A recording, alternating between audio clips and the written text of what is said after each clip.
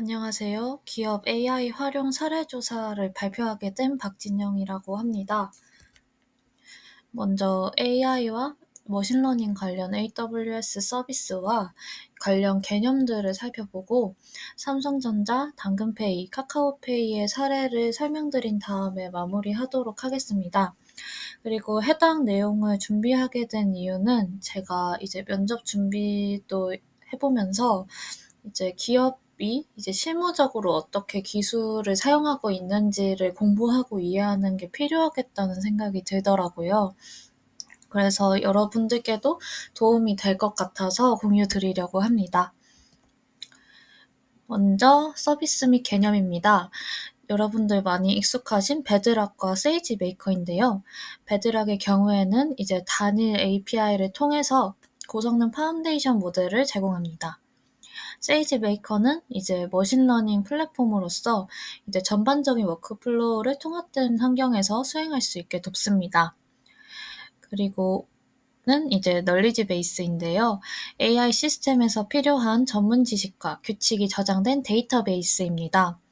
AI 에이전트가 추론하고 또 결정을 내리는데 이 널리지 베이스를 참고해서 진행을 하게 되고요.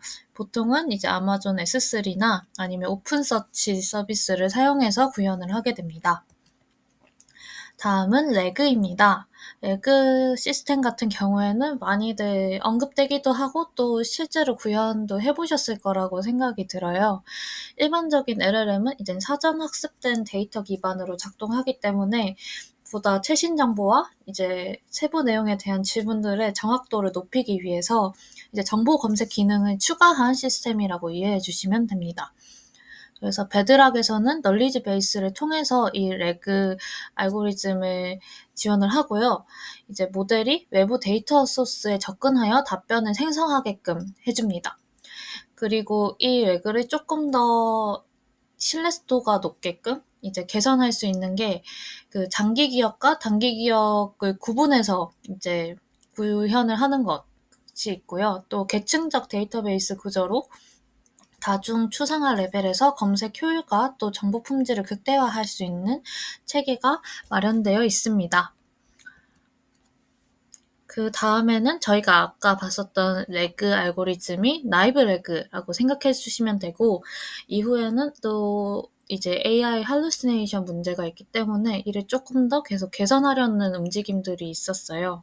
그래서 어드밴스드 레그와 모듈러 레그가 그 노력 중 일부라고 봐주시면 될 것 같습니다.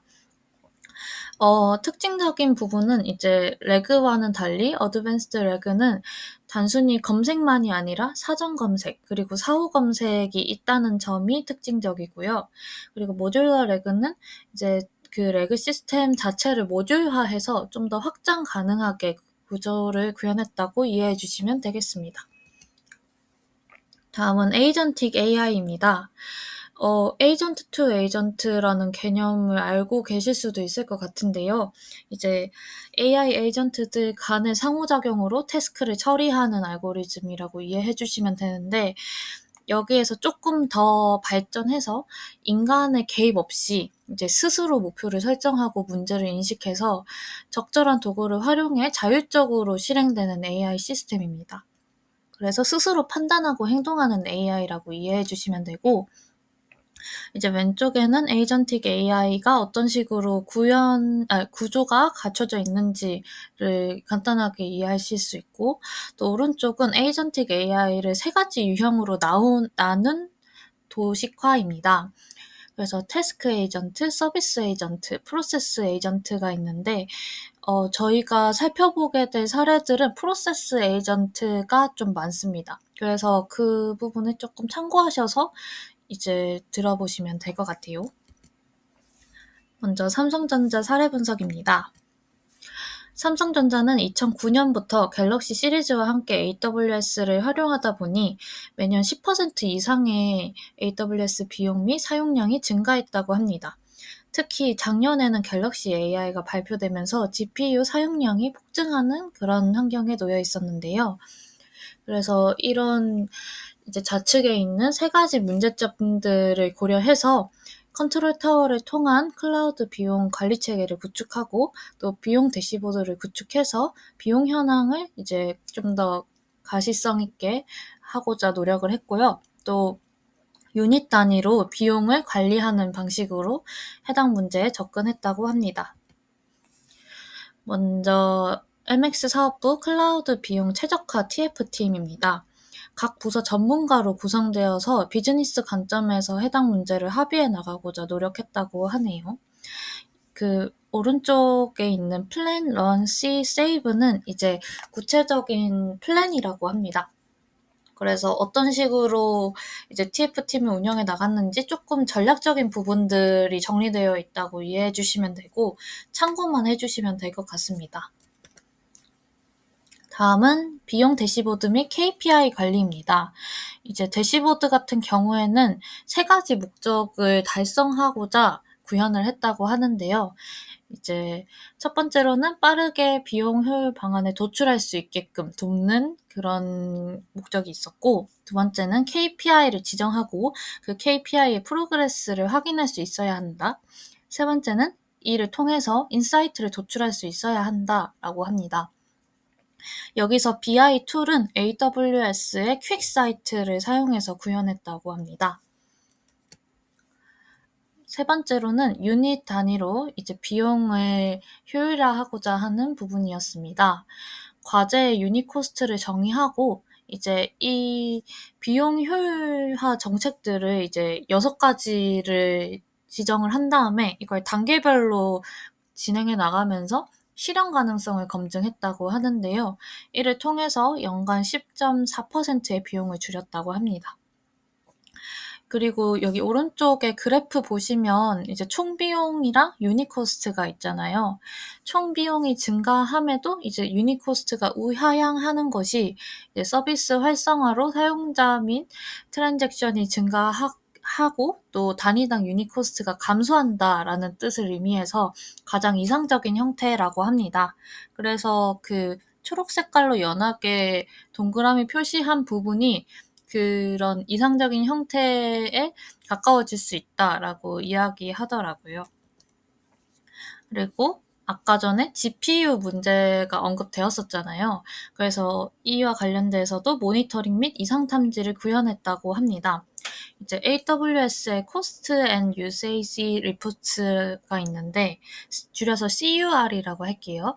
CUR 데이터로 대시보드를 구축을 했고 또한 이제 특정 일자를 기준으로 GPU 사용량을 머신러닝으로 학습해서 특정 패턴 이상으로 사용되거나 아니면 사용되지 않았던 계정이 갑자기 GPU를 사용하는 경우를 탐지해서 일간 리포트를 발송하게끔 했다고 합니다. 하지만 이제 머신러닝으로 학습하다 보니까 아무래도 러닝 레이트가 크기도 하고 또 별도의 요구사항에 맞게 개발하려면 전문 인력이 필요한 부분이 있었어요. 근데 지금은 이런 문제들을 조금 신속하게 해나가야 하는 상황이다 보니까 보다 클라우드 운영자가 비용 효율화를 해야 되는 포인트를 빠르게 찾을 수 있는 시스템이 필요하다고 판단했습니다. 그래서 AWS 비용 분석 에이전틱 AI 시스템을 구축하게 되었는데요. 이제 왼쪽에 보시면 자연어를 이제 투입하게 되면 AWS의 CUR의 내용을 조회할 수 있는 SQL 쿼리를 생성합니다. 그리고 우측에 보시면 이제 쿼리의 결과인 그 텍스트를 기반으로 이제 결과를 조금 더 이해하는데 도움을 주는 차트를 만들어주는 시스템도 구축했다고 합니다. 이게 전반적인 시스템 아키텍처인데요. 일단은 3가지 주요 요소라고 이해해 주시면 되고, 먼저 비용 분석 시스템의 경우에는 사용자에게 그런 비용 분석 관련 답변을 전달하는 역할을 합니다. 그리고 왼쪽에 보시면 이제 비용 데이터를 S3에 저장하고 아테나를 통해서 기능을 구현하고 있는데요.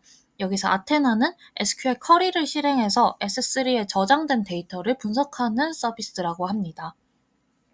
그리고 오른쪽 하단에는 수년 동안에 이제 기존에 시스템이 없었던 상황에서도 CUR 데이터를 조회하려는 쿼리들은 많이 쌓였을 거잖아요.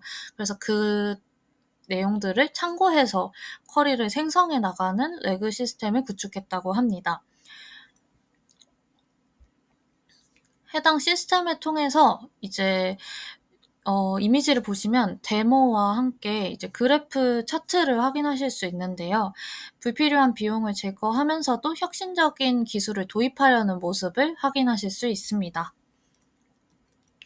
다음은 당근페이 사례 분석입니다. 당근페이의 경우에는 이제 비개발 직군이 데이터 활용에 있어서 높은 장벽을 느끼고 있고, 이제 데이터에 접근할 때도 개발팀에 과의존하고 있는 현상을 발견했다고 합니다. 더불어서 조직 전체의 리터러시가 향상되어야 하는 그런 필요성을 느꼈다고 하는데요. 그래서 보다 누구나 데이터를 쉽게 쓸 수 있는 베이직 그런 기본적인 지식이 없어도, 배경 지식이 없어도 쓸 수 있는 그런 서비스가 사내에 필요하다라고 생각했었습니다. 이에 당근페이는 텍스트를 SQL 쿼리로 바꿔주는 챗봇 서비스인 브로쿼리 프로젝트를 진행하게 되었습니다. 브로커리는 슬랙에서 브로커리를 멘션해서 이제 질문을 하게 되면 이 질문에 대한 답변과 함께 사용한 SQL 쿼리와 또 분석 시각화를 이제 하단에 보시는 그래프처럼 보여준다고 합니다. 여기 오른쪽에는 이제 당근페이가 그 브로커리를 통해서 충족해야 하는 5가지 핵심 요구사항인데요. 해당 내용은 참고해 주시면 될 것 같습니다. 다음은 상세 아키텍처인데요. 되게 내용이 조금 많아서 이제 포인트만 일단 짚고 넘어가자면, 먼저 슬랙 인터페이스를 통해서 사용자와 직접 소통하고 또 다이나모 DB를 사용해 대화 기록과 피드백을 관리합니다. 그리고 오른쪽에 보시면 랭체인과 랭그래프가 있는데요. 이게 에이전트 오케스트레이션을 담당하게 됩니다. 그리고 베드락은 시스템의 두뇌로서 에이전트 역할을 담당하고 있고요. MCP 서버는 다양한 외부 툴과의 연결을 담당합니다. 그리고 하단에 이제 오픈서치 같은 경우에는 컨텍스트, 문맥 정보를 찾아주는 레그 시스템입니다. 그리고 오른쪽에 오픈 메타데이터 보이시나요? 데이터의 구조와 의미를 담은 메타데이터 플랫폼이라고 이해해 주시면 되고, 아마존 레드시프트는 실제 데이터를 저장하는 데이터 웨어하우스입니다. 그리고 여기에 dbt라고 되어 있는데요. 이제 스키마를 비롯해서 메타데이터를 최신화, 즉 버전 관리할 때 사용하는 툴이라고 이해해 주시면 되고, 제가 발표에서는 이 dbt와 관련된 부분은 약간 생략해서 준비를 했기 때문에 만약에 궁금하신 분들 계신다면 그 관련 강연 출처를 제가 남겨놨으니 이후에 참고해 주시면 될 것 같습니다.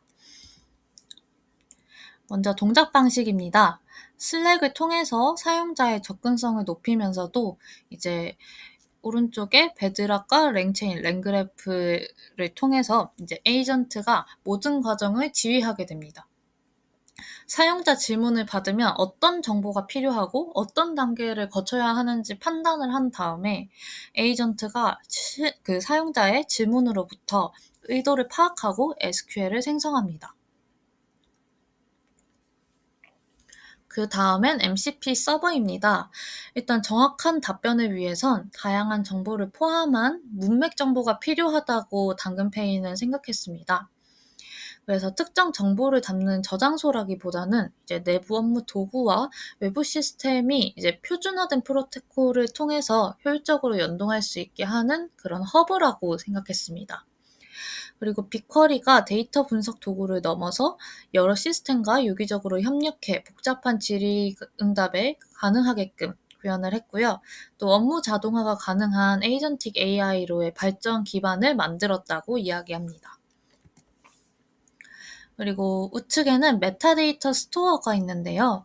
메타데이터 스토어는 이제 에이전트가 어떤 데이터를 어디서 찾아야 되는지 기술 메타데이터 컨텍스트 확보가 필요할 때 사용된다고 이해해 주시면 됩니다. 그래서 다양한 소스로부터 수집된 데이터를 중앙에서 관리를 하고요. 이제 소스코드, 위키, 데이터베이스에서 데이터를 수집해서 보다 유의미한 메타데이터를 제공하고자 합니다. 다음은 랭그래프 기반 워크플로우입니다. 이제 약간 작을 수도 있는데 그 랭그래프 기반 워크플로우가 이렇게 어떤 식으로 구현되어 있는지를 설명하고 있고요. 내부적인 로직을 조금 이야기하자면 일단 하이브리드 서치부터 시작됩니다. 오픈 서치를 활용해 메타데이터 정보를 검색하고 그 다음에 리랭커를 통해서 정밀 필터링을 진행한 다음 비즈니스 컨텍스트의 맥락을 함께 보강합니다. 이 일련의 흐름을 통해서 보다 메타데이터의 품질을 확보하고자 노력했습니다. 정확하고 충분한 컨텍스트를 제공해야만 답변 성능을 높일 수 있다라고 이제 미션을 설정하고 작업을 진행을 했는데요. 이제 컨텍스트는 LLM 쿼리를 생성하는 서브 그래프로 전달되고 쿼리 생성 및 검증은 오류 탐색 시에 오류 정보를 바탕으로 이제 내부적으로 쿼리가 수정되는 걸 확인하실 수 있습니다. 최종 SQL로 조회된 데이터는 사용자가 이해하기 쉽도록 표나 차트로 시각화하고 결과 및 시각화를 종합하여 사용자에게 슬랙 인터페이스로 전달됩니다. 다음은 데이터 수집입니다. 메타데이터를 비즈니스, 기술, 운영 메타데이터로 구분을 해서 저장하고 이를 메타데이터 스토어에 전달합니다. 그리고 스트리밍 데이터와 배치 데이터는 데이터 스토어에 저장을 하는데요. 이 두 가지 스토어를 이제 널리지 베이스처럼 사용해서 보다 레그 시스템으로 사용자 질문에 적합한 문맥으로 실시간 탐색을 함으로써 에이전트에게 제공합니다. 이런 당근페이의 서비스의 경우에는 이제 베드락을 통해서 인프라 구성 없이 최신 모델을 사용할 수 있어 빠르게 실험할 수 있고 또 교체하기가 유연하다고 합니다. 또 완전 관리형 서비스로 자동 확장이 되다 보니 안정성을 확보할 수 있다고 하고 또 서버리스 연결로 수집, 분석, 모니터링을 일원화해 리소스를 절감했습니다. 그리고 오픈서치 벡터 검색으로 효과적인 레그를 구현해 문맥 기반으로 정확한 SQL 쿼리를 생성했고 이를 통해서 최종적으로 프로젝트의 목적이었던 비개발자의 데이터 탐색 및 조직 생산성 향상 그리고 협업에 좀 더 생산성을 제시할 수 있는 그런 서비스가 되었다고 합니다. 이후에도 좀 더 디벨롭을 하고자 한다고 당근페이 담당자분께서 말씀해 주셨습니다. 다음은 카카오페이입니다. 카카오페이는 내부에 엄청난 양의 문서가 있기 때문에 이 지식을 관리하기 어려웠고 또한 특정 서비스 아키텍처나 아니면 의사결정 과정과 같은 그런 히스토릭 인포메이션을 탐색하게 될 때 리소스 소모가 증가한다고 생각했습니다. 더불어 신규 입사자의 정보 습득이 늦어지고 이 신규 입사자가 동료들에게 하는 질문으로 인해 동료의 리소스까지 소모된다고 판단했습니다.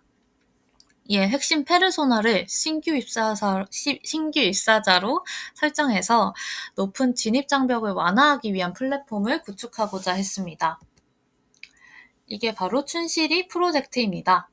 AI 기반 지식 검색 및 요약 서비스로 사내 지식 저장소를 취합하고 AI 연동으로 요약 정보를 제공하여 슬랙으로 누구나 쉽게 사용 가능하게 하였습니다. 그래서 크게 보시면 전처리 파트와 서비스 파트로 나뉘어져 있는데요. 전처리 파트의 경우에는 이제 20분 간격으로 준실시간 처리가 된다고 합니다. 사내에 다양한 문서 및 데이터가 저장되면 이제 춘실이 임베딩 엔진에서 위키 데이터베이스의 명령 사항을 체크합니다. 이후 데이터 쿼리 및 텍스트를 추출하고 데이터 청크를 생성합니다.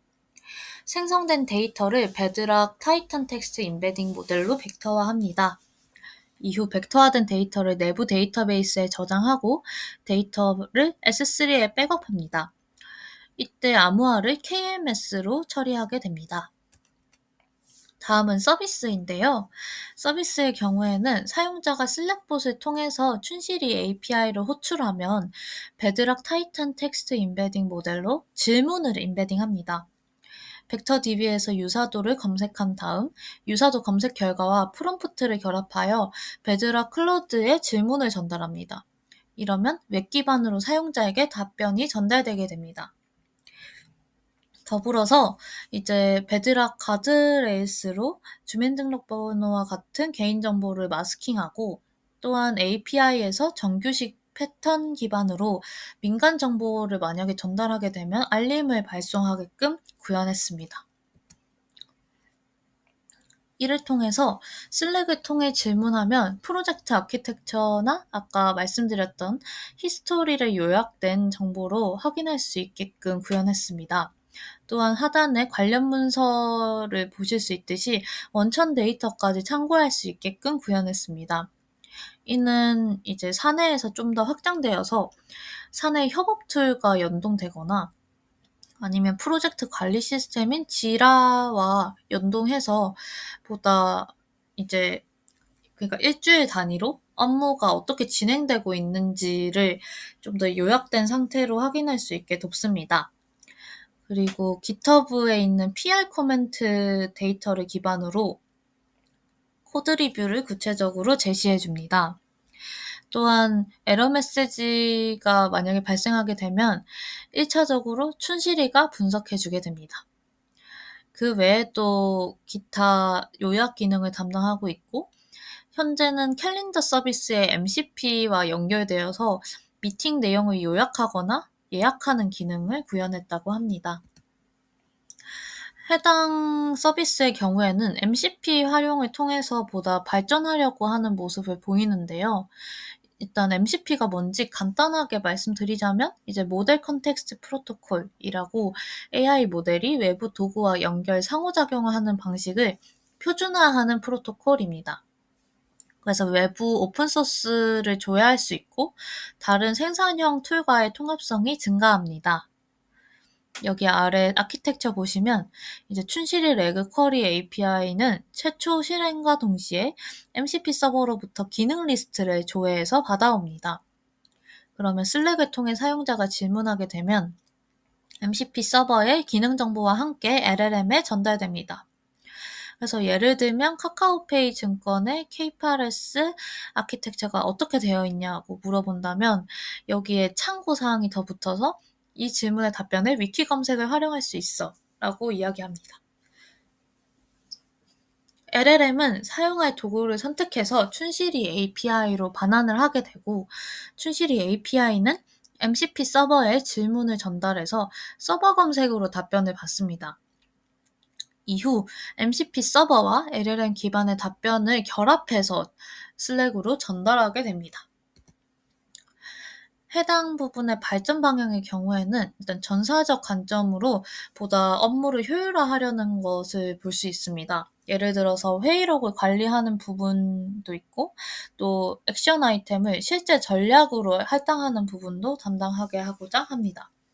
또한 인사 시스템과 연동을 해서 팀원 업무를 이제 리스케줄링 하거나 아니면 휴가 일정을 지정을 하거나, 또한 현재 위치를 고려해서 보다 다양한 자동화를 할 수 있게끔 구현하고자 합니다.